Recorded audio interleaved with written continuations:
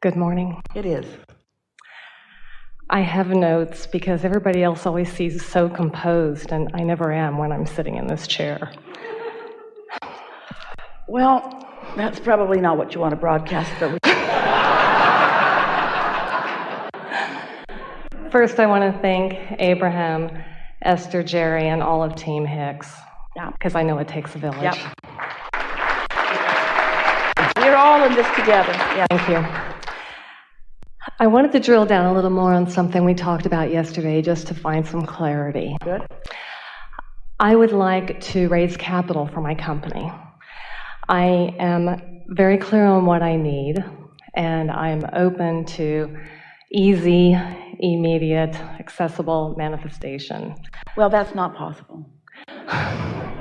Well, we're having a little fun with you, but we want you to understand that I'm very clear about what I need. Well, even in the needing, you're in a frequency that's slowing it down, that's introducing resistance into it. And we just want to call to your attention that the raising of capital is a very powerful, we don't want to use the word end, but for sake of comparison, end result. It's a result of a vibration. And so, how long has this desire been within you? For about 1.5 years. So what that means is you're holding steady to a vibration that's not letting it flow. And that is almost always, and it certainly is true in this case, because your awareness of the current condition and your desire to improve the current condition is about the condition, about the result, rather than about the vibration. So we want to say to you, just to get this started, and we'll have a good conversation. Let's say you're looking for $10 million and you're looking for $10 million immediately. Well, it's not likely, in fact, it's not going to happen, that $10 million is going to land in your bank account while you're on this stage. But it is possible that you could find the vibration at the core of it. You could get into the receiving mode and receive that. Now, let's start in a more accurate place. You've already been in that place many, many times. You've got tuned in, tapped in, turned on, and you have felt, you've received the inspiration about that. But then you, like almost everybody else, you want to jump over all of this vibrational work and you want to go right to the, how do I make this happen? How do I get the money into the bank? And we want you to let it be not important, no need. Let it not be important that it's not in the bank, and savor the feeling of it. In fact, we want you all to get the spirit of what we're talking about here, about being in the receiving mode, because it feels so very good. Being in the receiving mode, being in the receiving mode, being in the receiving mode, and then receiving the inspiration, receiving the desire, receiving impulses to act. We want that sweet spot of being in alignment, that sweet spot of the constant, steady unfolding, to be so delicious to you that you honestly can't be sure if you want the sweet spot to last or if you want the manifestation to come. Because the sweet spot is so sweet. It's like eating an ice cream cone. Don't you want to savor it? Or do you just want to scarf it and get it over with?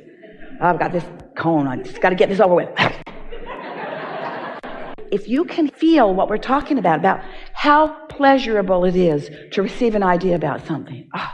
The idea of it, that pure idea that you haven't trampled to death with your doubt. That idea of something, that knowledge, that knowledge that Source has about what you want. All your vortexes has churned into this powerful desire, and your Source energy has flowed it to you.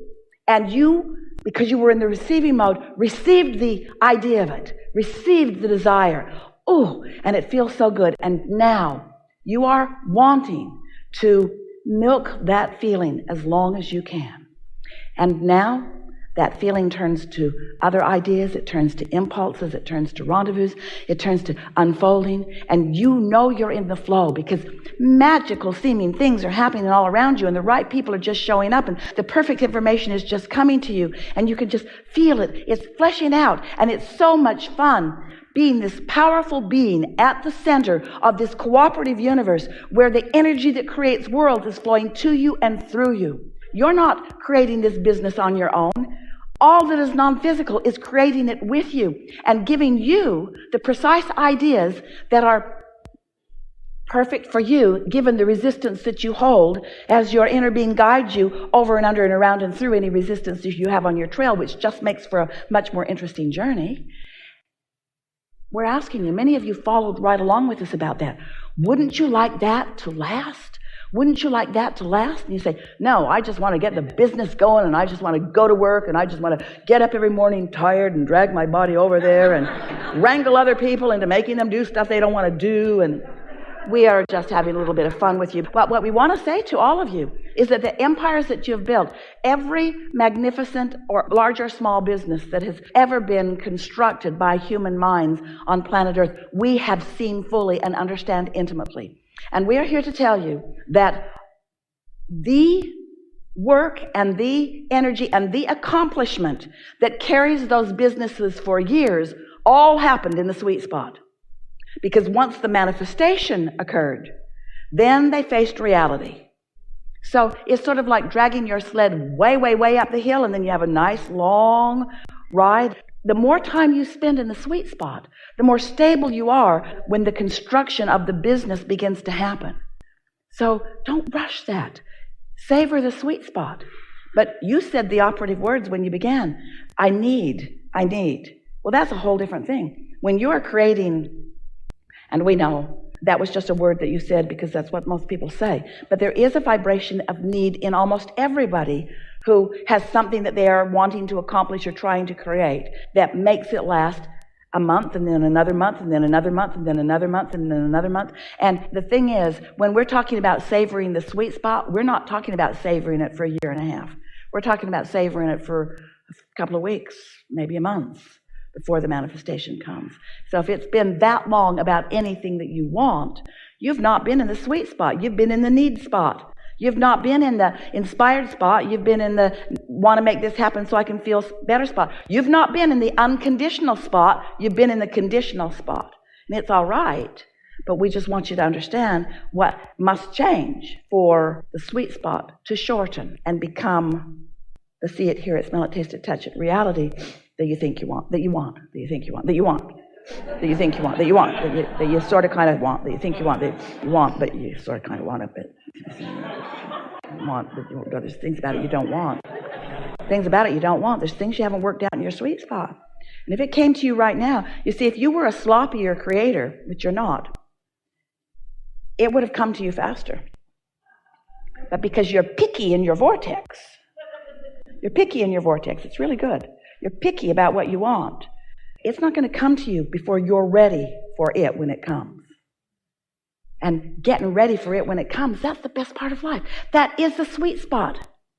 Getting yourself ready for what you're rendezvousing with. Because if you rendezvoused with what you're ready for, you wouldn't like it. We say that to almost all of you. If right now you rendezvoused with what you think you want right now because of the preparation that you haven't yet done, and it would come to you right now, you wouldn't like it when it came. And some of you are determined. Esther is. She's determined. She makes things happen. And sometimes when they get there, she doesn't like them. The analogy I'm thinking of as you're speaking is that I travel a lot, and I love traveling, but I think I get so much pleasure out of setting up the travel. It's just an incredible joy for me to do all the research, and that's what I'm hearing you say. That's a very good comparison. Yeah. What I was trying to drill down on is one of the things you said yesterday. Well, we drilled down. That was really good. That was really good. May I ask another question just for a little more clarity? Yes. One of the things you said yesterday was get into the receiving mode and then change our expectations. And my thought is, can I change my expectation? Or my question is to help me get into the receiving mode. Well, we want to go back before that and help you to hear something. This is really good. So did we say get into the receiving mode and change your expectation? Or did we say, which is what we mean, when you get into the receiving mode, you will receive the expectation that Source has about this subject. And when you're receiving the expectation that Source has about the subject, because you're in this receiving mode, your expectation will have changed to the expectation that Source has about this. That's flow, that's inspiration, that's passion. You got goosebumps on your body, don't you? So that's not me, because that was my question. Well, if yeah, I were to change my expectation. But it is you. But it is you. It is you. It's you. When you find the vibrational frequency, it's you. In other words, you are us. We are you. We don't sell toys. There's no real separation between your source and you ever, except sometimes you pinch it off a little bit. And this is a wonderful distinction to understand, is because when you get into the receiving mode, you are blended. You are blended with the whole of who you are. So mastery is getting blended and staying there longer. Or mastery is at least getting there and knowing that you are there, and then knowing there where you're not there, and then knowing when you are there, and then knowing when you're not there. Mastery does not mean always being there. Mastery means knowing the difference and knowing what to do, how to get there, and getting better at sustaining being there. When I think about my business, I'm so excited because it's such a great plan, and I have a great team and the projects, and it's just so solid, and it fills me with incredible joy.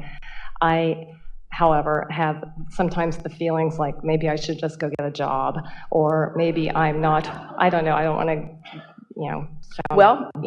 So which thoughts hold you in the receiving mode, and which thoughts take you from the receiving mode? The thoughts of where I'm going, or where I feel it's very natural for me to go. And getting a job does not take you out of the receiving mode. It might help you stabilize while you are accomplishing the receiving mode. In other words, what humans so often do is they say, well, this is what I want, but this is what I have to do. But instead, if you're saying, this is what I want to do while I'm vibrationally aligning with what I want, there's no resistance in that. Feel the difference. I have to go get a job, pointing at yourself like failing from your desire. No, it's like if you're going to travel from here to San Antonio, there's some distance that you're going to travel. And while you're on your way, you're not failing.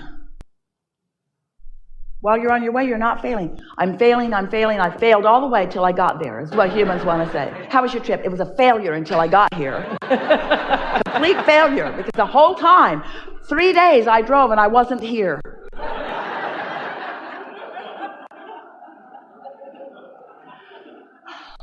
But I had so much fun. Then you weren't failing. I saw so many beautiful things. I interacted with so many wonderful people. Had such a good time. My heart was singing. I could feel source flowing through me. It was just the best 3 days of my life.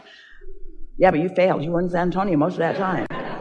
You hear us. I was listening to Abraham the whole way. Yeah. And you.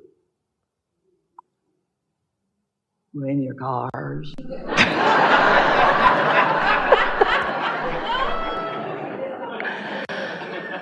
Okay, so my original question was probably moved, and it was by changing my expectation. By receiving the expectation that Source has about us. By getting in the receiving mode and practicing the feeling of the expectation that Source has.